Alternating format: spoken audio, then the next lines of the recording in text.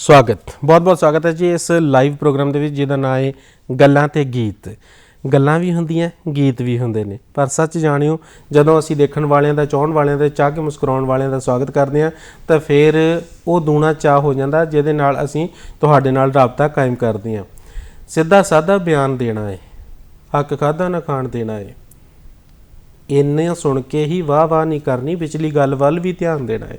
ਹੁਣ ਮੈਂ ਵਿਚਲੀ ਗੱਲ ਇਹ ਕਰਨ ਲੱਗਾ ਕਿ ਹਰ ਦਿਨ ਸਾਨੂੰ ਕੁਝ ਨਾ ਕੁਝ ਸਿਖਾਉਂਦਾ, ਕਿਉਂਕਿ ਨਾ ਘਬਰਾਵੀਂ ਜਿਉਣ ਜੋਗਿਆ ਅੱਜ ਮਗਰੋਂ ਹੀ ਕੱਲ੍ਹ ਹੁੰਦਾ ਹੈ, ਢੇਰੀ ਢਾਕੇ ਬਹਿ ਨਾ ਜਾਵੀਂ ਹਰ ਮੁਸ਼ਕਿਲ ਦਾ ਹੱਲ ਹੁੰਦਾ ਹੈ।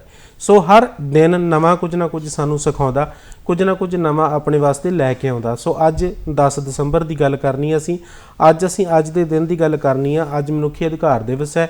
ਸਾਡੇ ਕੀ ਅਧਿਕਾਰ ਨੇ, ਕਿਸ ਤਰੀਕੇ ਦੇ ਨਾਲ ਨੇ, ਕਿਸ ਤਰ੍ਹਾਂ ਉਹ ਪ੍ਰਾਪਤ ਕੀਤੇ ਜਾ ਸਕਦੇ ਨੇ ਔਰ ਉਹਨਾਂ ਦੇ ਬਾਰੇ ਅਸੀਂ ਹੋਰ ਕਿਸੇ ਨੂੰ ਜਾਗਰੂਕ ਕਿਵੇਂ ਕਰ ਸਕਦੇ ਹਾਂ ਔਰ ਉਹਨਾਂ ਅਧਿਕਾਰਾਂ ਪ੍ਰਤੀ ਜੇ ਅਸੀਂ ਪੂਰੀ ਤਰ੍ਹਾਂ ਦੇ ਨਾਲ ਪਹਿਰਾ ਦੇਵਾਂਗੇ ਤਾਂ ਸਾਨੂੰ ਸਾਡੇ ਅਧਿਕਾਰਾਂ ਦਾ ਪਤਾ ਲੱਗੇਗਾ ਅਤੇ ਸਾਨੂੰ ਸਮਾਜ ਦੇ ਵਿੱਚ ਰਹਿਣ ਦਾ ਇੱਕ ਵਧੀਆ ਮੌਕਾ ਵੀ ਮਿਲ ਸਕਦਾ। ਸੋ ਇਹੀ ਮੌਕਾ ਜਿਹੜਾ ਹੈ ਉਹ ਲੈਣ ਵਾਸਤੇ ਅੱਜ ਦਾ ਦਿਨ ਮਨਾਇਆ ਜਾਂਦਾ। ਸੋ ਉਹ ਜਿਹੜਾ ਇੱਕ ਮੌਕਾ ਹੈਗਾ ਉਹ ਇੱਕ ਨਾਗਰਿਕ ਨੂੰ ਇੱਕ ਵਧੀਆ ਬਾਸ਼ਿੰਦਾ ਬਣਾਉਂਦਾ। ਸੋ ਗੱਲ ਉਹੀ ਹੁੰਦੀ ਹੈ ਕਿ ਜਦੋਂ ਅੱਜ ਦਾ ਦਿਨ ਮੁਬਾਰਕ ਹੋਵੇ, ਅੱਜ ਦਾ ਦਿਨ ਅਸੀਂ ਸਵੇਰੇ ਉੱਠ ਕੇ ਸੂਰਜਾਂ ਨੂੰ ਸਲਾਮ ਕਰੀਏ ਅਤੇ ਉਸ ਤੋਂ ਬਾਅਦ ਵਿੱਚ ਦੇਖੀਏ ਕਿ ਅੱਜ ਦਾ ਦਿਨ ਸਾਨੂੰ ਕੀ ਸਿਖਾਉਣ ਆਇਆ।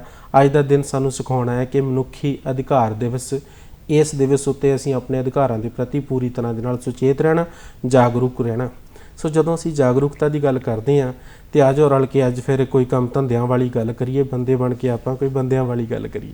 ਅੱਜ ਅਸੀਂ ਉਹ ਗੱਲ ਕਰਨੀ ਹੈ ਕਿ ਮਨੁੱਖੀ ਅਧਿਕਾਰ ਦਿਵਸ ਦੇ ਉੱਤੇ ਇੱਕ ਬੰਦੇ ਦੇ ਕੀ ਅਧਿਕਾਰ ਨੇ, ਉਹਨੂੰ ਕਿਸ ਤਰੀਕੇ ਨਾਲ ਪ੍ਰਾਪਤ ਕੀਤਾ ਜਾ ਸਕਦਾ, ਸੰਵਿਧਾਨਕ ਸੋਧਾਂ ਸਾਨੂੰ ਕੀ ਸਿਖਾਉਂਦੀਆਂ ਨੇ। ਬਹੁਤ ਸਾਰੀਆਂ ਗੱਲਾਂ ਬਾਤਾਂ, ਬਹੁਤ ਸਾਰੇ ਜਿਹੜੇ ਸਵਾਲ ਨੇ ਉਹ ਸਾਡੇ ਮਨ ਦੇ ਵਿੱਚ ਉਤਪੰਨ ਹੁੰਦੇ ਨੇ, ਪੈਦਾ ਹੁੰਦੇ ਨੇ ਅਤੇ ਉਹਨਾਂ ਸਵਾਲਾਂ ਦਾ ਜਿਹੜਾ ਜਵਾਬ ਹੈ ਉਹ ਲੈਣਾ ਵੀ ਸਾਡਾ ਬਣਦਾ। ਸੋ ਉਹਨਾਂ ਸਵਾਲਾਂ ਦੇ ਜਵਾਬ ਦੇਣ ਵਾਸਤੇ ਇਸ ਵੇਲੇ ਸਟੂਡੀਓ ਦੇ ਵਿੱਚ ਮੌਜੂਦ ਨੇ ਮੇਰੇ ਸੱਜੇ ਹੱਥ ਬਿਰਾਜਮਾਨ ਨੇ। सो जे मैं गल कहाँ कि कभी इधर से कभी उधर से सलाम आता है, शहर की हस्तियों में इनका नाम आता है। सो एडवोकेट हरलीन कौर की गल कर रहे हैं। मैम तुहाडा बहुत बहुत स्वागत है। थैंक यू सर, बहुत बहुत थैंक यू। ਜਦੋਂ ਅਸੀਂ ਅੱਜ ਦੇ ਦਿਨ ਦੀ ਗੱਲ ਕਰਦੇ ਹਾਂ ਜੀ, ਅੱਜ ਦਾ ਦਿਨ ਬੜਾ ਖਾਸ ਹੈ ਜੀ ਸਰ। ਸੋ ਮਨੁੱਖੀ ਅਧਿਕਾਰ ਦਿਵਸ, ਸਭ ਤੋਂ ਪਹਿਲਾਂ ਤਾਂ ਇਹ ਦੇਖੀਏ ਕਿ ਜਦੋਂ ਮੈਂ ਨਾ ਥੋੜਾ ਬੇਸ ਬਣਾ ਰਿਹਾ ਸੀਗਾ, ਥੋੜ੍ਹੀਆਂ ਗੱਲਾਂ ਬਾਤਾਂ ਕਰ ਰਿਹਾ ਸੀਗਾ, ਉਸ ਵੇਲੇ ਮੈਨੂੰ ਇਹ ਅਹਿਸਾਸ ਹੋਇਆ ਮੈਂ ਸਭ ਤੋਂ ਪਹਿਲਾਂ ਇਹ ਪੁੱਛਾਂ ਵੀ ਇਹ ਹੁੰਦਾ ਕੀ ਹੈ, ਕਿਉਂ ਮਨਾਇਆ ਜਾਂਦਾ ਜੀ? ਸਰ ਜੇ ਗੱਲ ਕਰੀਏ ਜਿਸ ਤਰ੍ਹਾਂ ਤੁਸੀਂ ਕਿਹਾ ਕਿ ਸਾਨੂੰ ਜਾਗਰੂਕ ਹੋਣ ਦੀ ਲੋੜ ਹੈ ਜੀ, ਸਾਨੂੰ ਸੁਚੇਤ ਰਹਿਣ ਦੀ ਲੋੜ ਹੈ। ਕਾਨੂੰਨ ਤੇ ਕਈ ਹੈਗੇ ਹੈ, ਸਾਡੇ ਰਾਈਟਸ ਕਈ ਹੈਗੇ ਹੈ, ਪਰ ਅਸੀਂ ਉਹਨਾਂ ਪ੍ਰਤੀ ਜਾਗਰੂਕ ਨਹੀਂ ਹੈਗੇ, ਜਿਹਦੇ ਕਰਕੇ ਅਸੀਂ ਉਹਨਾਂ ਦਾ ਫਾਇਦਾ ਨਹੀਂ ਚੁੱਕ ਸਕਦੇ ਜੀ। ਕਿਉਂਕਿ ਇੱਕ ਸੁਸਾਇਟੀ ਨੂੰ ਸਿਵਲਾਈਜ਼ਡ ਹੋਣ ਵਾਸਤੇ ਜਿੱਥੇ ਸਾਡੇ ਰਾਈਟਸ ਹੈਗੇ, ਡਿਊਟੀਜ਼ ਹੈਗੇ, ਸਾਨੂੰ ਉਹਨਾਂ ਨੂੰ ਪਹਿਚਾਨਣ ਦੀ ਲੋੜ ਹੈ। ਹਿਊਮਨ ਰਾਈਟਸ ਡੇ ਜਿਹੜਾ ਹੈਗਾ ਇਹ ਜਿਹੜੇ ਬੇਸਿਕ ਮਨੁੱਖੀ ਅਧਿਕਾਰ ਹੈਗੇ ਹੈ, ਜਿਹੜੇ ਜੀਣ ਵਾਸਤੇ ਬਹੁਤ ਜ਼ਰੂਰੀ ਹੈਗੇ ਹੈ, ਇੱਕ ਲਾਈਫ ਨੂੰ ਅੱਛੀ ਤਰ੍ਹਾਂ ਜੀਣ ਵਾਸਤੇ ਜ਼ਰੂਰੀ ਹੈਗੇ ਹੈ, ਉਹ ਇੱਕ ਕਲੱਬ ਕਰਕੇ ਹਿਊਮਨ ਰਾਈਟਸ ਡੇ ਜਿਹੜਾ ਹੈ ਉਹ ਮਨਾਇਆ ਜਾਂਦਾ ਹੈ ਜੀ। ਜੇ ਅਸੀਂ ਗੱਲ ਕਰੀਏ ਸਭ ਤੋਂ ਪਹਿਲੇ 1948 ਵਿੱਚ ਜਿਹੜਾ ਵਿਸ਼ਵ ਯੁੱਧ 2 ਹੋਇਆ ਸੀਗਾ, ਉਹਦੇ ਵਿੱਚ ਕਾਫੀ ਲੋਕ ਮਾਰੇ ਗਏ ਸੀ, ਬਹੁਤ ਮਾਸ ਡਿਸਟਰਕਸ਼ਨ ਹੋਇਆ ਸੀਗਾ। ਅਤੇ ਜਿਹੜੀ ਅੰਤਰਰਾਸ਼ਟਰੀ ਸਤਰ 'ਤੇ ਜਿਹੜੀ ਯੂਨਾਈਟਿਡ ਨੇਸ਼ਨ ਹੈ, ਉਹਨਾਂ 'ਤੇ ਜਿਹੜੇ ਮੈਂਬਰਸ ਹੈਗੇ ਕੰਟਰੀਜ਼, ਜਿਹੜੀ ਦੇਸ਼ ਮੈਂਬਰਸ ਹੈਗੇ ਹੈ, ਉਹਨਾਂ ਨੇ ਬੈਠ ਕੇ ਇੱਕ ਵਿਚਾਰ ਕੀਤਾ ਕਿ ਇਹੋ ਜਿਹਾ ਕਾਨੂੰਨ ਬਣਾਇਆ ਜਾਏ, ਇਹੋ ਜਿਹਾ ਇੱਕ ਪ੍ਰੋਵੀਜ਼ਨ ਬਣਾਇਆ ਜਾਏ ਕਿ ਬੇਸਿਕ, ਬਿਕੋਜ਼ ਜਿਹੜੇ ਮਾਰੇ ਗਏ ਉਹਨਾਂ ਨੂੰ ਤਾਂ ਕੋਈ ਬੈਨੀਫਿਟ ਨਹੀਂ ਹੋਇਆ, ਦੇਸ਼ਾਂ ਦੇ ਆਪਸ ਲੜਾਈ ਸੀਗੀ, ਉਹਨਾਂ ਨੂੰ ਆਪਣੀ ਸੀਗੀ ਕਿ ਸਾਡਾ ਜਿਹੜਾ ਹੈਗਾ ਅਸੀਂ ਜਿੱਤੇ। ਆਮ ਬੰਦਾ ਉਹਦੇ ਵਿੱਚ ਕਾਫੀ ਸ਼ਹੀਦ ਹੋ ਗਿਆ ਅਤੇ ਇੱਕ ਯੂਨਾਈਟਿਡ ਨੇਸ਼ਨ ਨੇ ਇੱਕ ਉਪਰਾਲਾ ਕੀਤਾ, ਇੱਕ ਕੋਸ਼ਿਸ਼ ਕੀਤੀ ਕਿ ਜਿਹੜੇ ਦੇਸ਼ ਮੈਂਬਰ ਹੈਗੇ ਹੈ ਉਹ ਇਕੱਠੇ ਹੋ ਕੇ ਇਹੋ ਜਿਹਾ ਇੱਕ ਪ੍ਰਣ ਲੈਣ ਕਿ ਜਿਹੜੇ ਬੇਸਿਕ ਰਾਈਟਸ ਹੈਗੇ ਹੈ ਉਹਨਾਂ ਨੂੰ ਆਪਣੇ ਜਿਹੜੇ ਕੰਟਰੀ ਦੇ ਸਿਟੀਜ਼ਨਸ ਹੈ ਉਹਨਾਂ ਨੂੰ ਦਿੱਤਾ ਜਾਏਗਾ। ਅੱਛਾ, ਇਹਦੇ ਵਾਸਤੇ 10 ਦਸੰਬਰ ਦੀ ਤਰੀਕ ਹੀ ਕਿਉਂ ਨਿਯਤ ਕੀਤੀ ਗਈ, ਕਿ ਹੋਰ ਤਰੀਕ ਕਿਉਂ ਨਹੀਂ ਜੀ? ਸਰ 10 ਦਸੰਬਰ ਜਿਹੜਾ ਹੈ ਸਪੈਸੀਫਿਕ ਡੇ ਇੱਕ ਕਲੱਬ ਕਰਕੇ ਕੀਤਾ ਗਿਆ ਕਿ ਵੀ ਇਸ ਦਿਨ ਜਿਹੜੇ ਹੈਗੇ ਕੰਟਰੀਜ਼, ਜਿਹੜੇ 48 ਕੰਟਰੀਜ਼ ਇਨੀਸ਼ੀਅਲੀ ਸੀਗੇ ਜੀ, ਕਈ ਕੰਟਰੀਜ਼ ਨੇ ਬਾਅਦ ਵਿੱਚ ਜੁਆਇਨ ਕੀਤਾ। ਜੇ ਆਪਾਂ ਗੱਲ ਕਰੀਏ ਕੁਝ ਕੰਟਰੀਜ਼ ਅੱਜ ਦੀ ਡੇਟ ਵਿੱਚ ਵੀ ਮੈਂਬਰ ਨਹੀਂ ਹੈਗੇ, ਉਹ ਹਾਲੇ ਵੀ ਰੂਲਸ ਨਹੀਂ ਫੋਲੋ ਕਰ ਰਹੇ। ਪਰ ਇੱਕ 10th ਦਸੰਬਰ ਜਿਹੜਾ ਹੈ ਡੇਟ ਰੱਖੀ ਗਈ ਕਿ ਇਸ ਦਿਨ ਜਿਹੜਾ ਹੈ ਬੇਸਿਕ ਰਾਈਟਸ ਜਿਹੜਾ ਯੂਨੀਵਰਸਲ ਹਿਊਮਨ ਰਾਈਟਸ ਡਿਕਲੇਰੇਸ਼ਨ ਡੇ ਮਨਾਇਆ ਜਾਏਗਾ ਹਰ ਸਾਲ, ਤੇ ਇਹ ਲਗਾਤਾਰ ਮਨਾਇਆ ਜਾ ਰਿਹਾ ਹੈ ਤੇ 2023 ਵਿੱਚ ਇਹਦੀ 75th ਐਨੀਵਰਸਰੀ ਮਨਾਈ ਜਾਏਗੀ ਜੀ। ਹੁਣ 74ਵੀਂ ਅਸੀਂ 74ਵੀਂ ਮਨਾ ਰਹੇ ਹਾਂ ਅੱਜ ਦੇ ਦਿਨ ਜੀ। ਜਦੋਂ ਅਸੀਂ ਗੱਲ ਕਰਦੇ ਹਾਂ ਮਨੁੱਖੀ ਸਾਂਝ ਦੀ, ਆਪਸੀ ਭਾਈਚਾਰੇ ਦੀ, ਸਦਭਾਵਨਾ ਦੀ, ਏਕੀਕਰਨ ਦੀ, ਅਖੰਡਤਾ ਦੀ, ਏਕਤਾ ਦੀ, ਸੋ ਇਦਾਂ ਦੀਆਂ ਗੱਲਾਂ ਜਿਹੜੀਆਂ ਨੇ ਉਹ ਮਨੁੱਖੀ ਅਧਿਕਾਰਾਂ ਨੂੰ ਦਰਸਾਉਂਦੀਆਂ ਨੇ। ਸੋ ਇਸੇ ਤਰ੍ਹਾਂ ਦੇ ਨਾਲ ਹਰ ਸਾਲ ਇੱਕ ਨਵਾਂ ਥੀਮ ਰੱਖਿਆ ਜਾਂਦਾ। ਜੀ ਸਰ, ਇਸ ਸਾਲ ਦਾ ਕੀ ਥੀਮ ਹੈ ਜੀ? ਸਰ ਇਸ ਸਾਲ ਹੈਗਾ ਹੈ ਡਿਗਨਿਟੀ, ਗੌਰਵ, ਫਰੀडम, ਆਜ਼ਾਦੀ ਤੇ ਜਸਟਿਸ, ਨਿਆਂ ਸਾਰਿਆਂ ਵਾਸਤੇ ਜੀ। ਰਹਿਣਾ, ਦੇਖੋ ਜੀਣਾ ਜ਼ਿੰਦਗੀ ਤੇ ਹਰ ਕੋਈ ਜੀਂਦਾ ਹੈ ਬਿਲਕੁਲ, ਪਰ ਇੱਕ ਡਿਗਨਿਟੀ ਨਾਲ ਆਪਣੇ ਗੌਰਵ ਨੂੰ ਕਾਇਮ ਰੱਖ ਕੇ ਜੀਣ ਦਾ ਅਧਿਕਾਰ, ਜਿਹੜਾ ਆਜ਼ਾਦੀ ਨਾਲ ਜੀਣ ਦਾ ਅਧਿਕਾਰ ਜੀ। ਨਾਲੇ ਤੁਹਾਨੂੰ ਨਿਆਂ ਜਿਹੜਾ ਹੈ ਤੁਹਾਨੂੰ ਮਿਲੇਗਾ, ਜਿੱਥੇ ਤੁਹਾਡੇ ਨਾਲ ਕੋਈ ਅਨਿਆਏ ਹੋਏਗਾ ਤੁਹਾਨੂੰ ਇੱਕ ਪ੍ਰੋਵੀਜ਼ਨ ਹੈਗਾ ਕੋਰਟ ਰਾਹੀਂ ਜਾਂ ਹੋਰ ਕਿਸੇ ਮਹਿਕਮੇ ਰਾਹੀਂ ਤੁਸੀਂ ਆਪਣਾ ਰਿਡਰੈਸਲ ਜਿਹੜੀ ਤੁਹਾਡੇ ਰਾਈਟ ਇਨਫਰਿੰਜ ਹੋ ਰਿਹਾ ਜਾਂ ਕੋਈ ਤੁਹਾਨੂੰ ਅਧਿਕਾਰ ਤੁਹਾਡਾ ਨਹੀਂ ਮਿਲ ਰਿਹਾ ਉਹਦੇ ਵਾਸਤੇ ਤੁਸੀਂ ਲੜ ਸਕਦੇ ਹੋ। ਤੇ ਸਾਡਾ ਥੀਮ ਹੈਗਾ ਡਿਗਨਿਟੀ, ਫਰੀडम ਤੇ ਜਸਟਿਸ, ਮਤਲਬ ਗੌਰਵ, ਆਜ਼ਾਦੀ ਤੇ ਨਿਆਂ ਦਾ ਅਧਿਕਾਰ ਸਾਰਿਆਂ ਨੂੰ ਪ੍ਰਾਪਤ ਹੋਵੇ। ਇਹ ਜਿਹੜਾ ਜਦੋਂ ਅਸੀਂ ਮਨੁੱਖੀ ਅਧਿਕਾਰਾਂ ਦੀ ਗੱਲ ਕਰਦੇ ਹਾਂ, ਦੇਖੋ ਦਿਵਸ ਦੀ ਗੱਲ ਤਾਂ ਅਸੀਂ ਜ਼ਰੂਰ ਕਰਨੀ ਆ, ਪਰ ਜੇ ਆਪਾਂ ਇਹ ਪੁੱਛ ਲਵਾਂ ਮੈਂ ਕਿ ਮਨੁੱਖੀ ਅਧਿਕਾਰ ਹੁੰਦੇ ਕੀ ਆ, ਕਿਉਂਕਿ ਮੇਰੇ ਵਰਗੇ ਬਹੁਤ ਸਾਰੇ ਦੇਖਣ ਵਾਲੇ ਇਹੋ ਜਿਹੇ ਹੋਣੇ ਆ ਜਿਨ੍ਹਾਂ ਨੂੰ ਅਜੇ ਪਤਾ ਹੀ ਨਹੀਂ ਹੋਣਾ ਕਿ ਮਨੁੱਖੀ ਅਧਿਕਾਰ ਸਾਡੇ ਹੈ ਕੀ, ਅਸੀਂ ਉਹਨਾਂ ਦੀ ਵਰਤੋਂ ਕਿੱਦਾਂ ਕਰ ਸਕਦੇ ਹਾਂ, ਉਹਨਾਂ ਪ੍ਰਤੀ ਜਾਗਰੂਕ ਕਿਵੇਂ ਹੋ ਸਕਦੇ ਹਾਂ। ਸੋ ਕਿਹੜੇ ਨੇ ਜੀ ਮਨੁੱਖੀ ਅਧਿਕਾਰ? ਦੇਖੋ ਜੇ ਅਸੀਂ ਮਨੁੱਖੀ ਅਧਿਕਾਰ ਦੀ ਗੱਲ ਕਰੀਏ, ਜੇ ਯੂਨਾਈਟਿਡ ਨੇਸ਼ਨ ਜਿਹੜੀ ਕਿ ਜਨਰਲ ਅਸੈਂਬਲੀ ਯੂਨਾਈਟਿਡ ਸੰਯੁਕਤ ਰਾਸ਼ਟਰ ਦੀ ਮਹਾਸਭਾ ਜਿਹਨੇ 1948 ਵਿੱਚ ਯੂਨੀਵਰਸਲ ਹਿਊਮਨ ਰਾਈਟਸ ਡਿਕਲੇਰੇਸ਼ਨ ਡੇ ਮਨਾਇਆ ਸੀਗਾ ਜੀ, ਉਹਨਾਂ ਵਿੱਚ 30 ਇਹੋ ਜਿਹੇ ਰਾਈਟਸ ਦਿੱਤੇ ਗਏ ਹੈ, ਬੇਸਿਕ ਰਾਈਟਸ, ਜਿਸ ਤਰ੍ਹਾਂ ਜੀਣ ਦਾ ਅਧਿਕਾਰ, ਆਜ਼ਾਦੀ ਨਾਲ ਜੀਣ ਦਾ ਅਧਿਕਾਰ, ਕਿਸੇ ਕਿਸਮ ਦਾ ਵਿਤਕਰਾ ਨਾ ਹੋਣਾ, ਜਾਤੀ, ਧਰਮ, ਲਿੰਗ ਦੇ ਆਧਾਰ ਤੇ, ਸਮਾਜ ਦੇ ਆਧਾਰ ਤੇ, ਭਾਸ਼ਾ ਦੇ ਆਧਾਰ ਤੇ ਕੋਈ ਇਹੋ ਜਿਹਾ ਵਿਤਕਰਾ ਨਾ ਕਰਨਾ, ਤੁਹਾਨੂੰ ਬਰਾਬਰ ਦਾ ਹੱਕ ਆਪਣੇ ਆਪ ਨੂੰ ਪੇਸ਼ ਕਰਨ ਦਾ, ਆਪਣੇ ਆਪ ਨੂੰ ਨੌਕਰੀ ਲੈਣ ਦਾ, ਇਹੋ ਜਿਹੇ ਕਈ ਅਧਿਕਾਰ ਜਿਹੜੇ ਹੈਗੇ 30 ਦੇ ਕਰੀਬ ਜਿਹੜੇ ਯੂਨੀਵਰਸਲ ਰਾਈਟਸ ਜਿਹੜੀ ਅਡਾਪਟ ਹੋਇਆ ਜਨਰਲ ਅਸੈਂਬਲੀ ਨੇ, ਸੰਯੁਕਤ ਰਾਸ਼ਟਰ ਨੇ, ਉਹ ਸਾਨੂੰ ਦਿੱਤੇ ਗਏ ਹੈ ਜੀ। ਇਹਦਾ ਜੇ ਅਸੀਂ ਗੱਲ ਕਰੀਏ ਹਿੰਦੁਸਤਾਨ ਆਪਣੇ ਭਾਰਤ ਦੇ ਨਜ਼ਰੀਏ ਨਾਲ, ਸਾਡੇ ਜਦੋਂ 1948 ਵਿੱਚ ਇਹ ਹਿਊਮਨ ਰਾਈਟਸ ਡੇ ਮਨਾਇਆ ਗਿਆ ਨਾ, ਸਾਡਾ ਸੰਵਿਧਾਨ ਉਸ ਵੇਲੇ ਇੱਕ ਫਾਰਮੂਲੇਟ ਹੋ ਰਿਹਾ ਸੀ, ਡਰਾਫਟਿੰਗ ਚੱਲ ਰਹੀ ਸੀ ਜੀ। ਉਹਦੇ ਵਿੱਚ ਜਿਹੜਾ ਇਸ ਦਿਨ ਦਾ ਬਹੁਤ ਮਹੱਤਵ ਹੈਗਾ, ਅਸੀਂ ਬਹੁਤ ਕੁਝ ਇਹਦੇ ਕੋਲੋਂ ਅਡੋਪਟ ਕੀਤਾ ਜੀ ਕਿ ਮੌਲਿਕ ਅਧਿਕਾਰ ਅਸੀਂ 7ਵੀਂ 8ਵੀਂ ਚੋਂ ਸਾਡੇ ਸਕੂਲਾਂ 'ਚ ਪੜ੍ਹਾਉਣਾ ਸ਼ੁਰੂ ਕਰ ਦਿੱਤਾ ਜਾਂਦਾ। ਮੌਲਿਕ ਅਧਿਕਾਰ ਪਾਰਟ 3 ਫੰਡਾਮੈਂਟਲ ਰਾਈਟਸ ਦਾ, ਉਹ ਜੇ ਹਿੰਦੁਸਤਾਨ ਵਿੱਚ ਭਾਰਤ ਵਿੱਚ ਜਿੰਨੇ ਲੋਕੀ ਰਹਿੰਦੇ ਹੈ ਉਹਨਾਂ ਨੂੰ ਉਹ ਬੇਸਿਕ ਮੌਲਿਕ ਅਧਿਕਾਰ ਦਿੱਤੇ ਗਏ ਹੈ, ਬੇਸਿਕ ਰਾਈਟਸ ਦਿੱਤੇ ਗਏ, ਫੰਡਾਮੈਂਟਲ ਰਾਈਟਸ, ਜਿਹਦੇ ਬੇਸਿਸ ਤੇ ਇੱਕ ਆਜ਼ਾਦੀ ਨਾਲ ਰਹਿਣ ਦਾ, ਇੱਕ ਹੈਲਦੀ ਐਨਵਾਇਰਨਮੈਂਟ ਰਹਿਣ ਦਾ ਉਪਰਾਲਾ ਕੀਤਾ ਗਿਆ ਸੀ ਡਾਕਟਰ BR ਅੰਬੇਦਕਰ ਤੇ ਬਾਕੀ ਡਰਾਫਟਿੰਗ ਕਮੇਟੀ ਦੇ ਥਰੂ ਜੀ। ਮਤਲਬ ਵੱਖਰੇ ਜਿਹੜੇ ਅਧਿਕਾਰ ਨੇ, ਜਿਵੇਂ ਇਕੁਐਲਿਟੀ ਦਾ ਅਧਿਕਾਰ ਹੈ ਜੀ, ਸਮਾਨਤਾ ਦਾ ਅਧਿਕਾਰ, ਕੋਈ ਵੀ ਜ਼ਾਤ, ਰੰਗ, ਨਸਲ ਦੇ ਭੇਦ ਦੇ ਉੱਤੇ ਮਤਲਬ ਕੋਈ ਵੀ ਜਿਹੜਾ ਹੈ ਉਹ ਕਿਸੇ ਦੇ ਨਾਲ ਵਿਤਕਰਾ ਨਹੀਂ ਕੀਤਾ ਜਾ ਸਕਦਾ। ਦੂਜੀ ਗੱਲ ਇਹ ਹੈ ਕਿ ਸਿੱਖਿਆ ਦਾ ਅਧਿਕਾਰ ਹੈ ਤੇ ਸਿੱਖਿਆ ਵੀ ਬਿਨਾਂ ਕਿਸੇ ਭੇਦਭਾਵ ਤੋਂ ਕੋਈ ਵੀ ਪ੍ਰਾਪਤ ਕਰ ਸਕਦਾ ਜੀ ਸਰ। ਤੁਸੀਂ ਗੱਲ ਕੀਤੀ UNO ਦੀ ਜਿਹੜੀ ਜਨਰਲ ਅਸੈਂਬਲੀ ਹੈ, ਉਹਦੇ ਉੱਤੇ ਉਹਦੇ ਵਿੱਚ ਇੱਕ ਮਤਾ ਪਾਸ ਕੀਤਾ ਗਿਆ ਕਿ ਉਸ ਮਤੇ ਉੱਤੇ ਭਾਰਤ ਨੇ ਸਾਈਨ ਕੀਤੇ? ਬਿਲਕੁਲ ਜੀ, ਭਾਰਤ ਦੀ ਮੈਂ ਸਭ ਬੜੀ ਗਰਵ ਨਾਲ ਕਹਿਣਾ ਚਾਹਾਂਗੀ, ਭਾਰਤ ਵੱਲੋਂ 2 ਲੇਡੀਜ਼ ਰਿਪਰੈਜ਼ੈਂਟ ਕਰ ਰਹੀਆਂ ਸੀ, ਮਹਿਲਾਵਾਂ ਰਿਪਰੈਜ਼ੈਂਟ ਕਰ ਰਹੀਆਂ ਸੀ, ਡਾਕਟਰ ਹੰਸਾ ਮਹਿਤਾ ਜੋ ਕਿ ਇੱਕ ਸੋਸ਼ਲ ਰਿਫਾਰਮਰ ਸੀਗੇ, ਸੋਸ਼ਲ ਵਰਕ ਕਰਦੇ ਸੀਗੇ, ਤੇ ਲਕਸ਼ਮੀ ਮੈਨਨ ਜੀ ਜੋ ਕਿ ਇੱਕ ਲਾਇਰ ਸੀਗੇ ਜੀ ਐਂਡ ਇੱਕ ਫਰੀडम ਫਾਈਟਰ ਸੀਗੇ ਜੀ। ਇਹਨਾਂ ਦੇ ਮੁਤਲਕ ਮੈਂ ਇੱਕ ਬਹੁਤ ਸਪੈਸੀਫਿਕ ਗੱਲ ਕਹਿਣਾ ਚਾਹਾਂਗੀ। ਡਾਕਟਰ ਹੰਸਾ ਮਹਿਤਾ ਜਿਹੜੇ ਸੀਗੇ, ਉਹਨਾਂ ਨੇ ਇੱਕ ਲਾਈਨ ਆਈ ਕਿ ਹਰ ਆਦਮੀ ਆਜ਼ਾਦ ਬੌਰਨ ਹੁੰਦਾ ਹੈ, ਆਜ਼ਾਦ ਪੈਦਾ ਹੁੰਦਾ ਹੈ ਤੇ ਉਹਦੇ ਬਰਾਬਰ ਦੇ ਅਖਤਿਆਰ ਹੈਗੇ ਜੀ।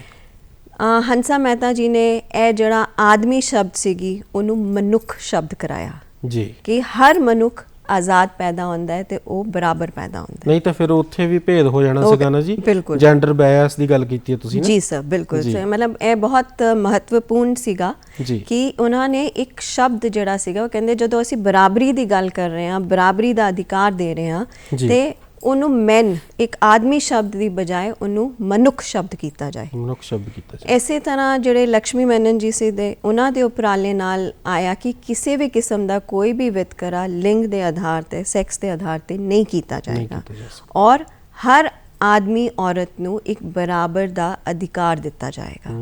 ਸੋ ਇਹ ਇੱਕ ਮਤਲਬ ਬਹੁਤ ਵੱਡਾ ਸੀਗਾ ਕਿ ਸਾਡੇ ਵੱਲੋਂ 2 ਲੇਡੀਜ਼, 2 ਔਰਤਾਂ ਜਿਹੜੀਆਂ ਹੈ ਉਹ ਮਹਿਲਾਵਾਂ ਰਿਪਰੈਜ਼ੈਂਟ ਕਰ ਰਹੀਆਂ ਸੀਗੀ ਜੀ ਭਾਰਤ ਨੂੰ।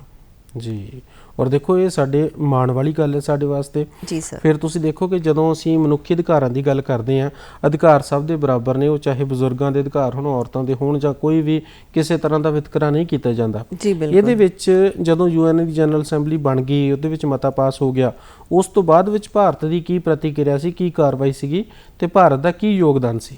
ਸਰ, ਜਿੱਦਾਂ ਮੈਂ ਤੁਹਾਨੂੰ ਦੱਸਿਆ ਕਿ ਸਾਡਾ ਸੰਵਿਧਾਨ ਡਰਾਫਟਿੰਗ ਵਿੱਚ ਚੱਲ ਰਿਹਾ ਸੀ, ਬਣ ਰਿਹਾ ਸੀ 1949 ਵਿੱਚ।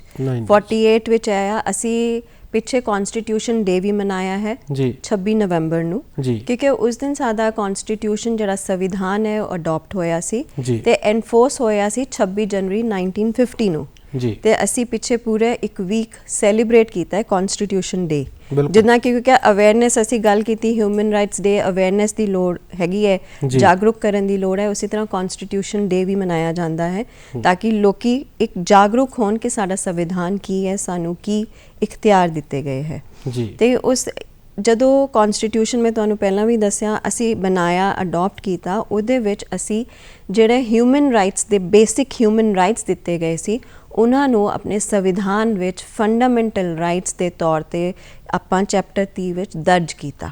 ਸਾਨੂੰ 7 ਅਧਿਕਾਰ ਇਨੀਸ਼ੀਅਲੀ ਦਿੱਤੇ ਗਏ ਸੀ, ਪਰ ਸੰਸ਼ੋਧਨ ਕਰਕੇ, ਅਮੈਂਡਮੈਂਟ ਕਰਕੇ 6 ਅਧਿਕਾਰ ਅੱਜ ਦੀ ਡੇਟ ਵਿੱਚ ਸਾਡੇ ਫੰਡਾਮੈਂਟਲ ਰਾਈਟਸ ਹੈ, ਜੋ ਕਿਸੇ ਵੀ ਤਰ੍ਹਾਂ ਸਾਡੇ ਤੋਂ ਲਿੱਤੇ ਨਹੀਂ ਜਾ ਸਕਦੇ। ਇਹਦੇ ਵਿੱਚ ਜੁਡੀਸ਼ਰੀ ਦੀ ਵੀ ਕਾਫੀ ਪਾਰਟਿਸਪੇਸ਼ਨ ਰਹੀ ਹੈ, ਉਹ ਮੋਨੀਟਰ ਕਰਦੀ ਹੈ। ਸਰਕਾਰ ਦੇ ਤੌਰ ਤੇ ਵੱਖਰਾ, ਕਿਉਂਕਿ ਕੋਈ ਵੀ ਅਮੈਂਡਮੈਂਟ ਲਿਆਣੀ ਹੈ ਉਹਦਾ ਇੱਕ ਲੰਬਾ ਪ੍ਰੋਸੈਸ ਹੁੰਦਾ ਹੈ, ਕਿਉਂਕਿ ਕੋਈ ਲਾਅ ਹੈ ਉਹਦੇ ਵਿੱਚ ਚੇਂਜ ਕਰਨ ਨੂੰ ਕੋਈ ਮਤਲਬ ਜ਼ਿਆਦਾ ਟੈਕਨੀਕੈਲਿਟੀਜ਼ ਇਨਵੋਲਵ ਨਹੀਂ ਹੁੰਦੀਆਂ। ਪਰ ਜਦੋਂ ਕਿ ਕੋਈ ਵੀ ਸੰਵਿਧਾਨ ਦਾ ਜਿਹੜਾ ਫੰਡਾਮੈਂਟਲ ਰਾਈਟ ਹੈ, ਉਹਨੂੰ ਜੇ ਅਸੀਂ ਚੇਂਜ ਕਰਨਾ, ਉਹਦੇ 'ਚ ਕੋਈ ਬਦਲਾਵ ਕਰਨਾ, ਉਹਦਾ ਬਹੁਤ ਇੱਕ ਪ੍ਰੋਸੈਸ ਫੋਲੋ ਹੁੰਦਾ ਹੈ। ਫਿਰ ਉਸ ਤੋਂ ਬਾਅਦ ਜੁਡੀਸ਼ਰੀ ਦੇਖਦੀ ਹੈ ਕਿ ਜੇ ਇਹਦੇ ਵਿੱਚ ਕੋਈ ਗਲਤ ਹੈ, ਬੇਸਿਕ ਜੋ ਸਾਡੇ ਰਾਈਟਸ, ਸਾਡੇ ਜਿਹੜੇ ਮੌਲਿਕ ਅਧਿਕਾਰ ਹੈ, ਉਹ ਕਿਸੇ ਕਿਸਮ ਨਾਲ ਲਿੱਤੇ ਜਾ ਰਹੇ ਹੈ, ਤੇ ਉਹਦੇ ਅਗੇਂਸਟ ਤੁਸੀਂ ਜੁਡੀਸ਼ਰੀ ਕੋਰਟ ਜਿਹੜੀ ਹੈ ਉਹ ਖੜੀ ਹੁੰਦੀ ਹੈ।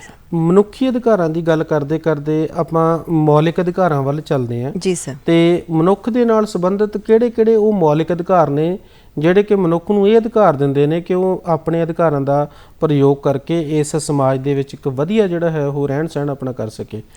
ਸਰ, ਜਿੱਦਾਂ ਮੈਂ ਦੱਸਿਆ ਕਿ 6 ਮੌਲਿਕ ਅਧਿਕਾਰ ਸਾਨੂੰ ਦਿੱਤੇ ਗਏ। ਰਾਈਟ ਟੂ ਇਕੁਐਲਿਟੀ, ਬਰਾਬਰੀ ਦਾ ਅਧਿਕਾਰ।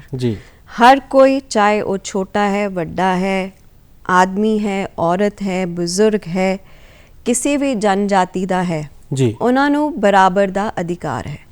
ਕਾਨੂੰਨ ਦੇ ਸਾਹਮਣੇ ਉਹ ਬਰਾਬਰ ਦੇ ਹੈਗੇ ਹੈ। ਕੋਈ ਵੀ ਕਿਸੇ ਕਿਸਮ ਦੀ ਜਿਹੜੀ ਸੁਸਾਇਟੀ ਵਿੱਚ ਕਿਸੇ ਕਿਸਮ ਦਾ ਕੋਈ ਵੀ ਐਕਟੀਵਿਟੀ ਹੈ, ਉਹਨਾਂ ਨੂੰ ਬਰਾਬਰ ਦਾ ਅਧਿਕਾਰ ਹੈਗਾ। ਆਰਟੀਕਲ 14 to 18 ਜਿਹੜਾ ਸਾਡਾ ਫੰਡਾਮੈਂਟਲ ਰਾਈਟਸ ਦਾ ਹੈਗਾ, ਮੌਲਿਕ ਅਧਿਕਾਰਾਂ ਦਾ ਜਿਹੜਾ ਸਾਡਾ ਚੈਪਟਰ ਹੈਗਾ, ਉਹਦੇ ਵਿੱਚ ਸਪੈਸੀਫਿਕਲੀ ਦਿੱਤਾ ਗਿਆ ਹੈ ਰਾਈਟ ਟੂ ਇਕੁਐਲਿਟੀ, ਬਰਾਬਰੀ ਦਾ ਅਧਿਕਾਰ।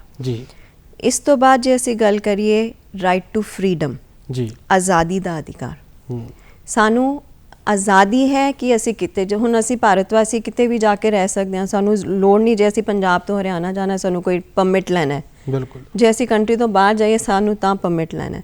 ਉਸੇ ਨਾਲ ਸਾਨੂੰ ਫਰੀडम ਹੈਗੀ ਹੈ ਕਿ ਅਸੀਂ ਆਪਣੇ ਜੋ ਵਿਚਾਰ ਹੈ ਪੇਸ਼ ਕਰ ਸਕੀਏ, ਆਪਣੀ ਜੋ ਬੋਲੀ ਹੈ, ਆਪਣੀ ਜੋ ਵੀ ਅਸੀਂ ਦੱਸਣਾ ਚਾਹੁੰਦੇ ਹਾਂ, ਸਾਡਾ ਕੋਈ ਆਵਾਜ਼ ਕਿਸੇ ਖਿਲਾਫ ਉਠਾਉਣਾ ਚਾਹੁੰਦੇ ਹਾਂ, ਸਾਨੂੰ ਮੌਲਿਕ ਅਧਿਕਾਰ ਹੈ। ਪਰ ਮੈਂ ਇੱਥੇ ਇੱਕ ਗੱਲ ਕਹਿ ਦੇਣਾ ਚਾਹਾਂਗੀ ਕਿ ਅਸੀਂ ਜੋ ਵੀ ਸਟੇਟਮੈਂਟ ਹੋਣੀ ਹੈ, ਸਾਡਾ ਜੋ ਵੀ ਸਾਡਾ ਐਕਸ਼ਨ ਹੋਣਾ ਹੈ, ਉਹਦੇ ਵਿੱਚ ਜ਼ਰੂਰੀ ਹੈ ਕਿ ਕਿਸੇ ਕਿਸਮ ਦਾ ਸੁਸਾਇਟੀ ਜਾਂ ਜਨਰਲ ਪਬਲਿਕ ਨੂੰ ਨੁਕਸਾਨ ਨਾ ਹੋਏ। ਮੌਲਿਕ ਅਧਿਕਾਰ ਸਾਡਾ ਜ਼ਰੂਰ ਹੈ, ਪਰ ਮੌਲਿਕ ਅਧਿਕਾਰ ਇਹ ਨਹੀਂ ਕਹਿੰਦਾ ਕਿ ਕਿਸੇ ਹੋਰ ਨੂੰ ਕਿਸੇ ਕਿਸਮ ਦਾ ਨੁਕਸਾਨ ਪਹੁੰਚਾਇਆ ਜਾਏ।